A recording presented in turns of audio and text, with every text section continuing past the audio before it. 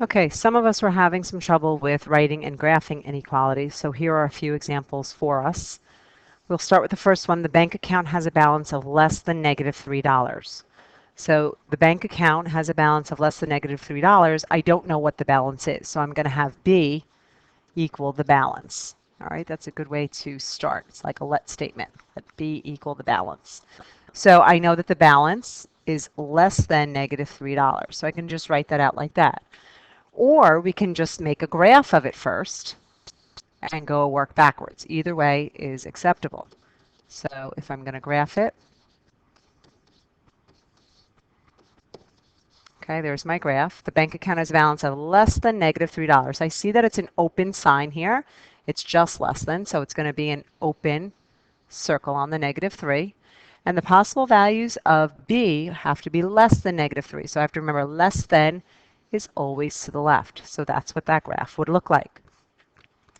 Let's try this next one by making the graph first. Dominique has more than 8 bottles of nail polish. So here's my number line. Okay, so Dominique has more than 8 bottles. Here's the 8 bottles. She has more than that, so I know I'm going to go to the right.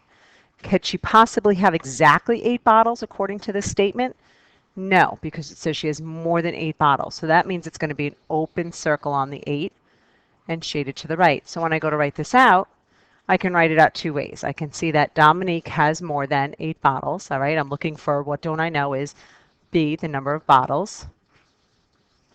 So let B equal the number of bottles of nail polish that she has.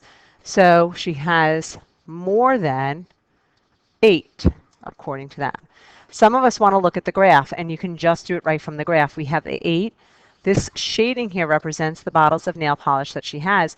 So if every single time you want to say, okay, I have 8 to the left, and then the variable to the right, whatever is on the left is always going to be less than. So 8 is less than the B, or numbers of bottles.